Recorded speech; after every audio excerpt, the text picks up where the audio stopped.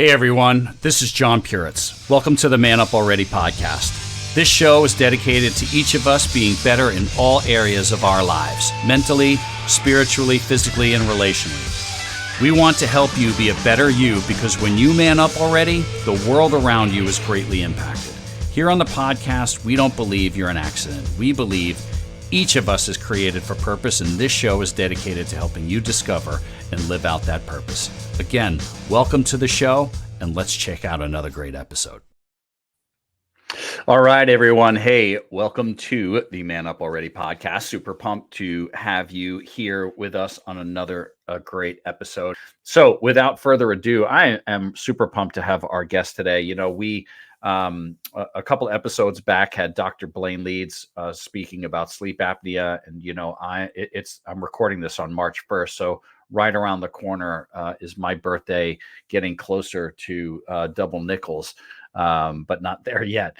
And you know, making sure that we are paying attention to health and to wellness and all the things that make us thrive, right? Living longer or living better. I'm listening to, paying attention to, and then obviously sharing. Sleep apnea has been an incredible journey. I'm now excited to say that I got the mask that Dr. Blaine and I were talking about on there, and it's a game changer. I get 8 hours of sleep, seven to 8 hours of sleep a night, which is amazing. Great sleep, by the way, and it has just helped me so much. And the crazy thing is, and I've heard this, but now to see it is I'm starting to see fat and weight drop off my body, especially in my midsection, because of getting proper sleep. So when you hear that not getting proper sleep affects you physically, as far as weight gain or weight retention, it is very true, because I'm watching the benefits of getting proper sleep and restful sleep. So with that, our guest today is a board certified nutritionist. She travels the world to find the holy grail of health and longevity. She's received extensive training and has had exposure to long living or longest living populations. She teaches truth, not trends. Love that. She is a speaker. She's an author, a counselor, and she hosts excursions to Italy, South Italy, helping people immerse themselves in healthy living cultures, right? Like get a week-long experience and learn what it feels like, what an immersive experience on healthy living. I'm super pumped to have her on our show. Please welcome Carol Amendola D'Anca. Carol, thanks so much for being here today. I'm excited to have you. Welcome. Thank you for the invitation to be here. Appreciate it. And I have to, you know, just bring our audience in on the journey. This is your first podcast that you've ever done. Yes, it is. It's the first. I have a couple more invitations to do them this month, but so I'll never forget it. Let's put it that way. Well, we're excited to have you, and you know, it's going to be a fun conversation. So, you know, we connected, obviously. I think we connected on LinkedIn, but I don't remember how, if we were, you know, connected by somebody else, but I remember the conversation and wanted you to be on here because, you know, I said in the intro, it's March 1st today. And in April, I hit 54, right? So I'm in my 50s, very present to, you know, just how I think I'm probably more in pursuit, and I'd love to get your thoughts on this, that you kind of get to a certain age where you're like, all right, I really need to pay attention to certain things, or I'm going to take it more serious, or how do I extend, you know, awareness may be the right word, on let's have a conversation about the things that actually matter versus, you know, just kind of, I love what you said in your bio. Let's not focus on trends. Let's really start focusing on truths. I think it's very typical, John, that people get around the age of 50 and maybe you're not feeling quite like you used to, or this awareness begin to develop in our way of thinking and the way of our looking at the world, that you know, we need to take care of ourselves if we're going to enjoy the rest of our lives. And that's why part of my tagline is live longer, better. Mm. We've been able to extend lifespan by many years, but they're not necessarily good years. So you're in a very common place, and it's really a wonderful place to be because this awareness can just catapult you to a whole new way of thinking and living and being for people that are willing to make some adjustments. One of my favorite books is a book called Outwitting the Devil by Napoleon Hill. Hmm. I And haven't read it. what's that? I haven't read it, Yeah, it's so. a really, really powerful book. But one of the things that is Mhm. so key in that book is the concept of drifting, right? Drifting, what he says in that book is if I can get basically what Napoleon Hill did was personify the devil and conduct an interview. And the Hmm. devil in that book says, I can control people and get them off their major purpose of life by getting them to drift. And drifting is checked out, right? Like they're just kind of checked out in their life. They're following trends. They're on social media. I think social media is one of the greatest ways to get people to drift. And just people aren't paying attention. And I love what you just said that, yes, we know how to prolong life, right? We're living longer, but Mhm. it might not be better, right? Like it might not be an enjoyable longevity. And I love your passion for pursuing that. Yes, exactly. I think this idea of drifting is really a powerful one. We do tend to just drift and put things off a bit, and we know that we should be doing things differently. I think because of the barrage of information we get from the internet, from social media, from the newscasts, it's very confusing, and it's very easy to throw up your hands and just say, "I don't know what to do next. Something isn't quite right, but where do I go next?" And that's because people do follow trends. You hear one little line from one little research topic, and then you think, you need to overhaul your life. And Mm. that's the case. But drifting is dangerous. And the other thing that I've heard a lot from clients is it's my genetics. There's nothing I can do. I was born with this. My grandfather had this, my grandmother. When what we really find out is it's the lifestyle that is passed on, not necessarily the genetics. You can, work with your genetics and not have them play out, or you can just let it all drift and let things happen. We have a little control than we may think. Yeah. So great point. So typically, right, we're going through life and then something happens, changes, transforms, whatever, and then we end up moving in a different direction. So when was it for you that this passion and this pursuit happened? Like what's this? Is there a story there or, a moment? Actually, I would have to say I'm pretty fortunate in that respect because I come from a family I come from an environment and a culture that lives the lifestyle, normally just naturally live the lifestyle of longevity. We were kind of recent immigrants to the US, brought over the Mediterranean diet, the Mediterranean way of life, and it didn't quite fit in the American Mm. lifestyle, but we stayed with it as much as possible. And so I never really had that aha moment. I would say the aha moment that I had was when I was in middle school and I opened up my lunch one day in the cafeteria and I realized not everyone eats like this. Not everyone lives like Oh my gosh, and in middle school too, right? Like the gauntlet of childhood. Yeah, it was trauma. Yeah. At that moment, I think that was the moment that sparked me that I knew I would probably do something in health sciences or try to figure out what happened, to all the people around me. I mean, the kids that were looking at my lunch couldn't identify what it was. It was you What know. was in there, if you don't mind me asking? You remember? I don't mind. My mother would pack it every day. It was walnuts, raw walnuts, not a package, a crinkly package of sugared walnuts. And it was dried apricots or whatever dried fruit they made at the end of summer. We had like a huge garden. Mm. My grandfather fed 11 people out of the garden. It was maybe a homemade cookie that my mother had made, a thermos with water, and I looked around and I saw, white bread and cookies and packages and cans of sodas. And I didn't really want that. I thought what I had was kind of special, but I couldn't put it all together. So that was my aha moment to becoming a nutritionist. But I never really had that moment in my life where, oh, I'm 30 now, I have to do this differently, or Yeah. 40, do this differently. Just kept going.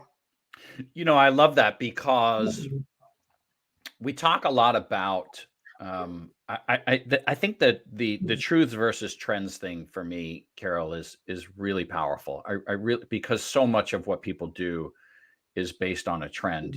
A good friend of mine today posted that he was talking about his nutrition journey, and we're the same age, and he said it's not the 15 hours I spend in the gym a week that matters, it's the hours that I spend on my nutrition and planning it out. And one of the things he said that you hear a lot now is it's not a diet, it's a lifestyle. And you had been living a lifestyle for so long.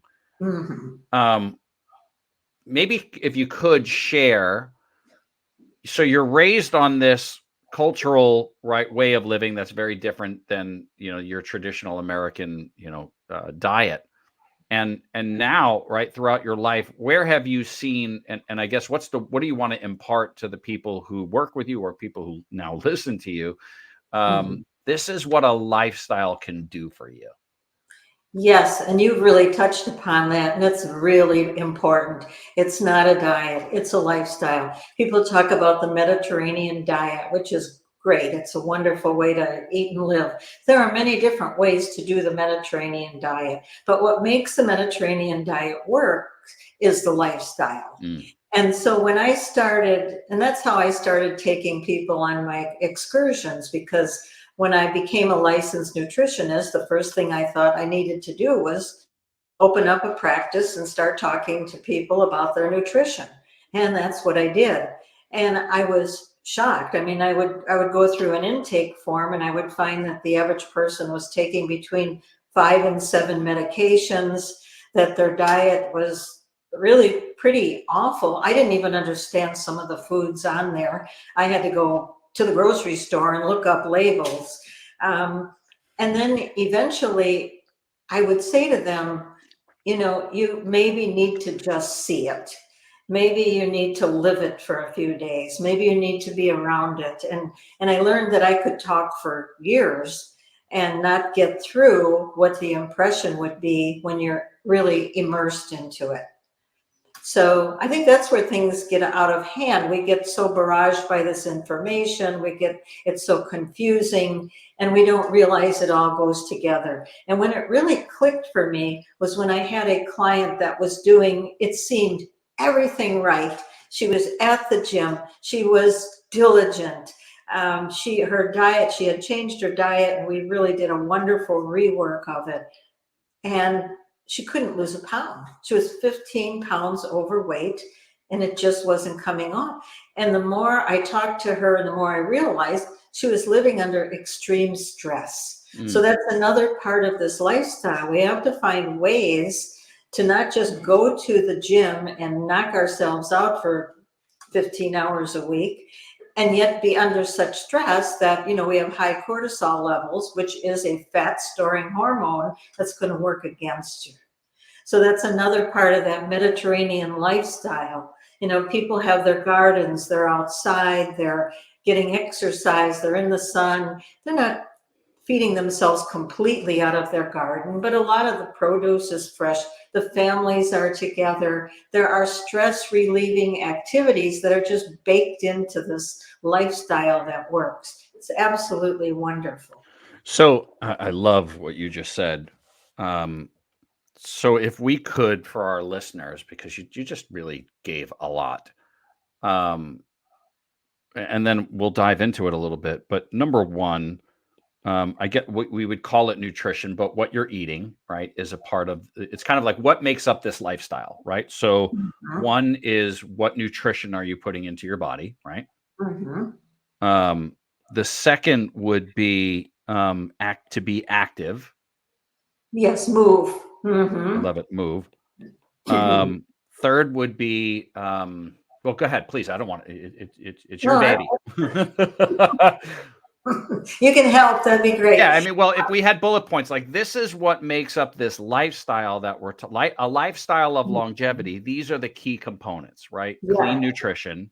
Outside of nutrition and outside of the gym, because what we eat is important, how we move is important, or how much we move. And then there's stress reducing activities, things that you enjoy. Shouldn't just be a job. We Mm, have to recreate and refine things that bring us joy, whether it's listening to music, where it's taking a walk, where it's going to a museum. People in the Mediterranean have their own ways of doing this. And then the social connectedness. We have found that isolation causes illness, mm, and we've had enough of it with the COVID. sure. And yet we still have people that are living alone, eating alone every night, really don't feel like cooking, socially isolated for many, many reasons. I would say those are the pillars of a lifestyle of longevity. And we don't talk about that so much. We talk about how many minutes a day are you at the gym? How much junk food do you eat? That's important. But these other little factors are also important. A very humbling thing that happened to me just a couple of years ago was when I was interviewing people that are 100 years old in the blue zone of Sardinia. And these people were living long, purposeful lives. When I visited the villages that they live in, I noticed there was not a nursing home. There was not even a hospital. If they were really sick, they'd go like 70 kilometers to the next big city. And they had never taken a vitamin pill. Mm, They had never taken anti-anxiety pills. They had high resilience. One of the lead researchers did a study on their resilience. They have an ability to accept their lives, to accept the way their life is, try to make it as better as can be, but they would bounce back from disappointments in a way that we don't have that kind of resilience in industrialized worlds. So I hope that helps, gives a yeah, it little helps. more detail. And I want to segue into what you talked about, but I think the one thing, and just from my own personal journey, I shared it at the when I introduced you, that you didn't hear, is sleep. Yes, sleep. Yes, that's another one. This woman that couldn't take off weight wasn't sleeping. Hmm. And a lot of people are sleep deprived. Sitting in front of a computer screen and going to bed isn't helping. Having a 62-inch TV screen in your bedroom watching movies isn't helping. Not moving enough during the day isn't helping. Many reasons for that. But when we're not sleeping, we're building stress hormones. Hmm. And they are fat storing hormones. And I just finished a post, a carousel, I guess you would call it, for LinkedIn. The one thing that I mentioned on there, it's at the top of my mind right now, is really our diet and our lifestyle has changed more in the last 100 years than in the last 10,000 years. Wow. And when you think about that, our body doesn't know how to handle the foods we're putting into it, the amount of stress, the downtime. I mean, people used to have to move in order to eat. They'd have to go forage. They'd have to go look for their food.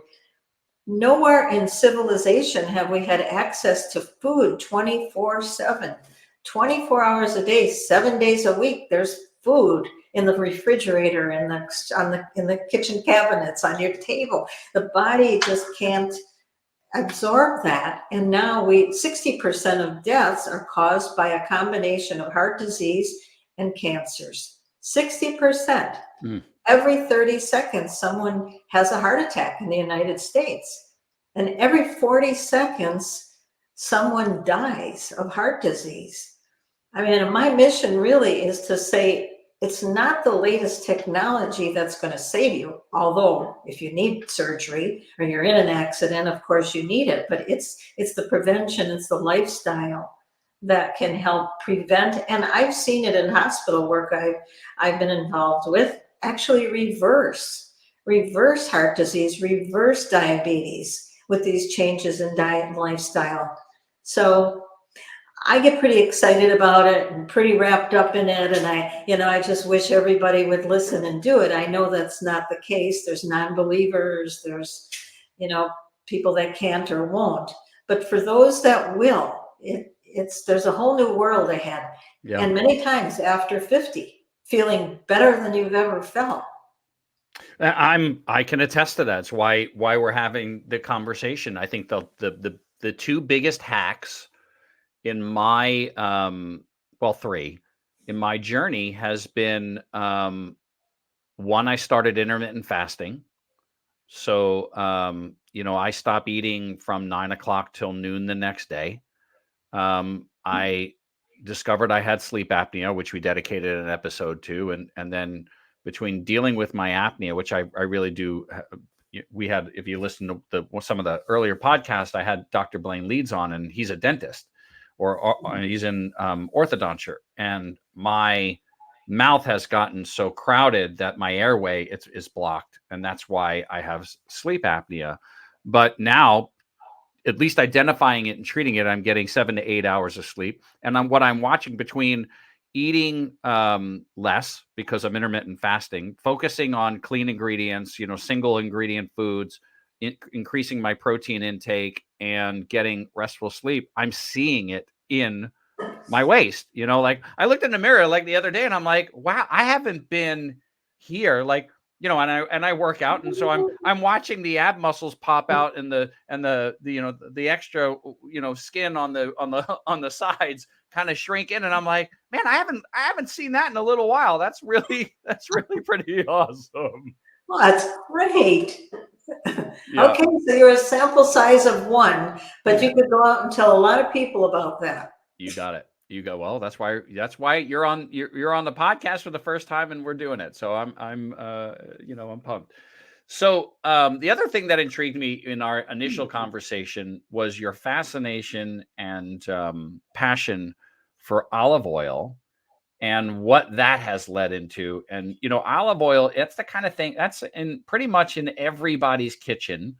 Mhm. And a staple, if you will. I mean, we use it in our home constantly. So let's kind of dive into there and what that journey has led you to discover and what you're doing with it. Okay, well, about 10 years ago, I became involved with a physician that suggested that heart disease patients should not consume any oil of any kind, even olive oil or anything. He was putting his patients on this no oil diet, and olive oil is of my background. So I started looking into that and realized that as much as he was helping people by not adding extra calories and taking oil out of the diet, that there's a wide range of quality in olive oil. And in fact, when we consume high quality olive oil, it has polyphenols, which are powerful antioxidants to actually help with heart disease and help to reduce inflammation. So that was pretty interesting learning point. But then I started looking into the olive oil that's available to people, because as you say, almost everyone uses the ingredient, and they realize that there's very, very little education or how to even make the right choice when going to purchase olive oil, because now we've got olive oil that you can buy at a big box store. You can buy a jug of it, a liter of it in a plastic container for $16. Right. Or you can buy a small amount that will give you nutrients, and use it sparingly. So I have a checklist for people to use when you go to the grocery store. There are so many things to know about it, not because it's a complicated product. It should be a simple to use, simple to identify, but because the marketing of it and the changes in the industry over the last 30 or 40 years have completely changed what olive oil used to be or what it could be. And I'll just I'll just give you a points. One is never buy olive oil in plastic. It can actually, the PET can actually leach into the plastic. But the other thing is never buy olive oil in a clear container. It should be always, excuse me, it should be always bottled in a glass, heavy glass, dark container. Because why? Because light can't get in that way. Light destroys the nutrients. Should always look for a harvest date on olive oil. If you don't know when those olives were harvested, you don't know how old that oil is. And even good olive oil can go bad, can be rancid, can be bad for you. Let me see, what else? Initially, I mean, ideally, olives should be grown organically and pressed within 6 hours of picking, because when they sit in a basket or in a bin and they begin to ferment, excuse me, and then when that happens, you have damaged olives and you have damaged nutritional benefits. So those are some of the things people are not aware of. We've kind of been conditioned to look for the biggest bottle as the cheapest price because all olive oil is the same, and it's not the same. And the nutritional benefits are completely missing in most olive oil. There's even a category now called refined olive oil, which people tend to think that's a better olive oil. Actually, it's worse. It's low quality extra virgin olive oil that's been bleached, deodorized, and further processed. And then it's called light. And it has no nutrition left at all. Wow. Wow. Wow. And people are consuming this every day. It's all marketing, right? Right. You use the word light and people think it's better. Yeah. Or refined. You know, refined sounds like it could be, excuse me. Refined sounds like it's a more refined product, like it would be better for you, but it's odorless, it's colorless, it's tasteless. All the acidity's been taken out of it. It's another thing. People think, oh, if it's acidic, that's good olive oil. No, that's bad olive oil. That's a measure of damage. You should feel a little bit of a bite at the back of your throat, because that's how you detect the polyphenols. Polyphenols are just a very exciting class of nutrients that have been discovered over the last 50 years. We didn't even know they existed. And yet they're so very important. They're a special class of antioxidants that keep us healthy. And that's what you want in olive oil. So I've looked for 10 years. I've been to harvests. I've visited suppliers. I've visited producers. And I never really felt confident, because I've had, I don't know, probably 1,000 people in my practice ask me, well, what brand do I buy then if there's so much to look for? What brand? There really isn't a brand. You have to just look for these details. And then finally, about 6 months ago, I did meet a grower in Calabria, Italy, who has a small farm, organically grown olives. Then he's a maniac for quality. And he makes sure these olives are picked and pressed within 6 hours, that they're bottled correctly. He takes every harvest, gets a sample sent to an independent lab that analyzes the nutritional benefit, and he includes that information in with this olive oil. So that's that's how it used to be. Maybe, well, it didn't go to labs, but 100 years ago, right, olive oil was less processed. But I will say this too: olive oil is even, certain kinds of processes are better than they were 100 years ago. Because 100 years ago, olives were crushed by a stone. Either a donkey or a man moved the stone around a huge stone dish, plate. And when you do that, that allows air to get into this olive oil, which oxidizes it. Now, in the modern ways, and these small growers that are really very good at what they do, these olives are pressed without heat, without chemical. And I want to just say one other thing about this label, because what most people aren't aware of is you'll see a label of olive oil that might say packed in Italy, packed in Spain, or whatever. But when you look down, those olives aren't from Italy or that country specifically. They now have to put a little code at the bottom of the label with a code of where those olives are coming from. So now olives are being shipped in from Spain, from Greece, from Tunisia, from Portugal, in 30-gallon containers on a ship to Italy to be pressed and packaged that says packed in Italy. Well, those olives aren't 8 hours old. Those olives are old. And that's another way to keep the price down, but the health of the nation, health of the world that uses this product can be damaged. It's profits over quality once again.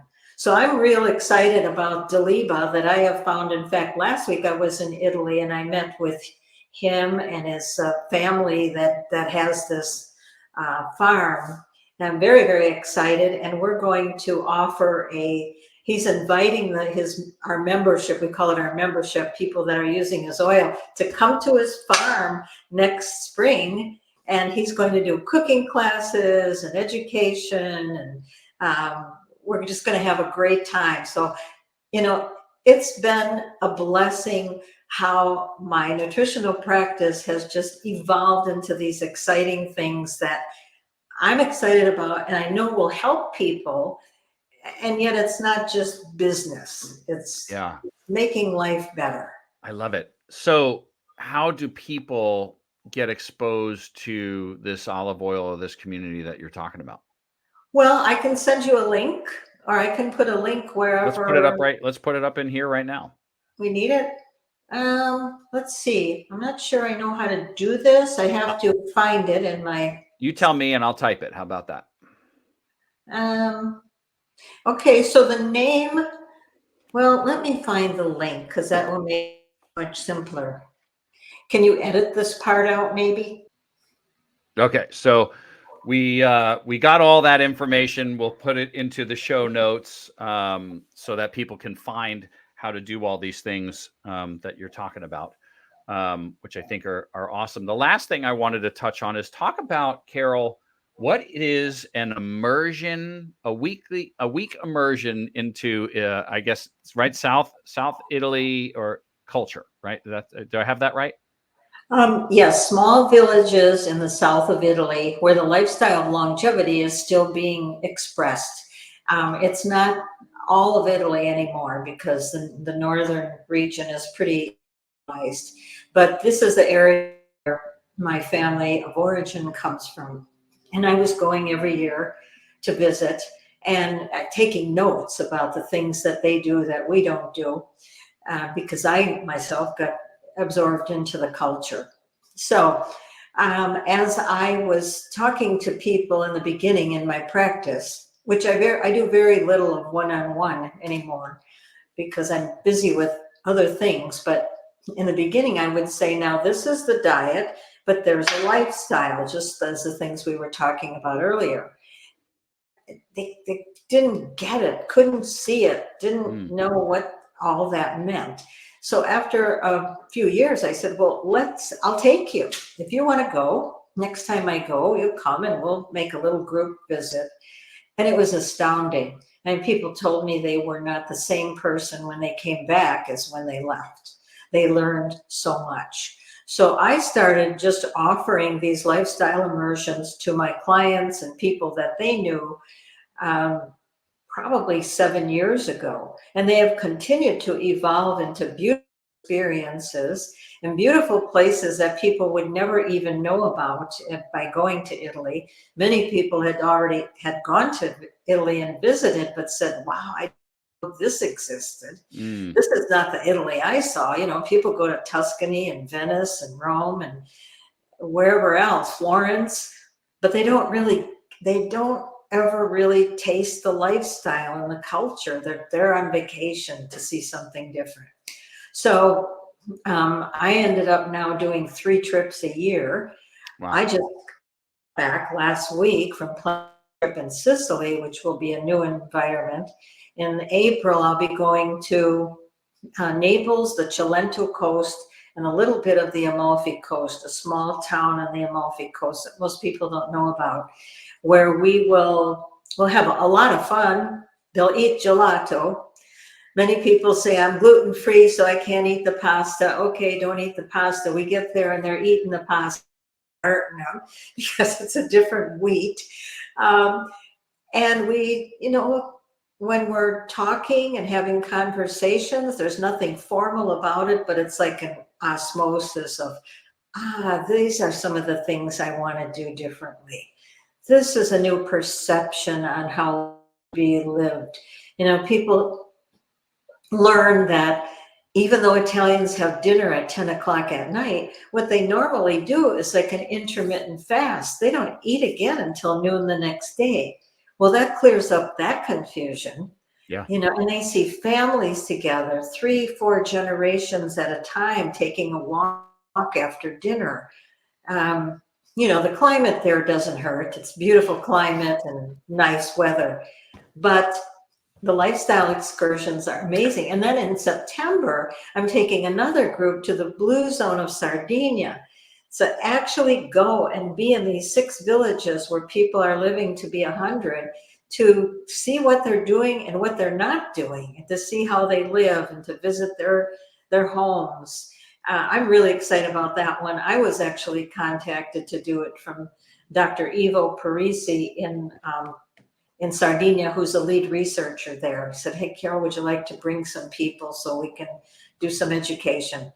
So that's what a lifestyle excursion is. It's usually 9 or 10 days or 9 nights, usually 9 nights, 10 days. I did 2 of them last fall, one in September, one in October. And, people are asking me, can I go back again? Or are you going to go somewhere differently? I want more of this. And it's nothing that I was actually taught to do. It just evolved out of a need, I guess you would say, and kind of a creative resolution to it. But I'm thrilled. I'm thrilled to go there. I'd love to buy a little house and be there 6 months out of the year. Absolutely awesome. Like, I totally got the vision. I'm inspired. It's very awesome. Listen, you rocked your first podcast. I'm just saying, right? You crushed it. There's so much in this. I hope it truly inspires people to start taking a look at what they're doing. How do people find you, Carol? What's the best way for them to do that? Well, there's my YouTube channel, of course. I'm on LinkedIn. I have email. I have work email, a personal email. I can send all that information to you if you'd like. Yeah, I'll put everything in the notes of the episode. But, you're easily found on LinkedIn, right? Which is how we connected. Yeah. I'm sure people can search you on YouTube, and those are easy ways to connect with you. But yeah, we'll put your contact info in there as well so that they can do so. Oh, and I have a website. Oh, well, let's put that up. That's important. Yeah. That's www. And then all one word, wholehealthlongevity.com.